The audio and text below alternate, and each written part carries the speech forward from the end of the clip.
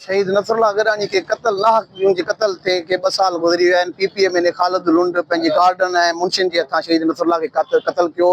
उहे जांच ऑफिस 2 टे जांच थिया, उनमें उहे क्लियर भी थिया। उनखां बाद मुख़्तलिफ़ हरबा इस्तेमाल किया विया शहीद नसरुल्लाह गडानी जे कत्ल खे लोहण जे लाइ। और जांच मुकम्मल थी आहे। हिकु आयो आहे, इहे साॻिया कातिल हुया। ॿियो आयो सिराज लाशारी साहब आयो आहे जांच ऑफिसर, उन बि इहे नाला साॻिया ई ॾिना कातिल। पीपीएम ने खालिद लुंड ऐं उनजा पुट शाहबाज़ लुंड, नूर मोहम्मद लुंड, अब्दुल्ला बरकत असगर लुंड।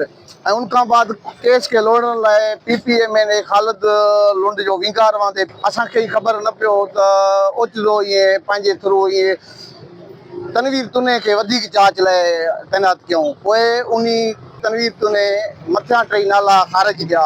असां हाई कोर्ट कराची वञी इहा दरख़्वास्त ॾिनीसीं, जस्टिस सलाउद्दीन पावर आर्डर कढियो ऐं इहे सलाउद्दीन पावर जो आर्डर पंहिंजो आर्डर कढियो त तनवीर तुने जो आर्डर रद्द करे साॻिया ई 3 नाला खालिद लुंड, शाहबाज़ लुंड, नूर मोहम्मद लुंड जा नाला ऐड कयईं। असां चीफ जस्टिस खे मुतालबो कयूं था त उहे नाला साॻिया ऐड कया वञनि। जस्टिस सलाउद्दीन पावर जो आर्डर आहे उहो बरक़रार रखियो वञे ऐं ख़ुदि नोटिस वठी असांजो केस बि हितां ट्रांसफर कयो वञे। हिते अञा ई अॼु हाज़िरी हुई, साॻिया ई खालिद लुंड जा वाटा हेठियुनि सां गॾु आया। असांखे हुते हिरासा कनि पिया, धमकाइनि पिया। 20, 25, 30 माण्हू, 40 माण्हू, 50 माण्हू हर हाज़िरी ते। पहिरीं त हज़ारनि जी तादाद में ईंदा, अची असांखे हिरासा करनि था।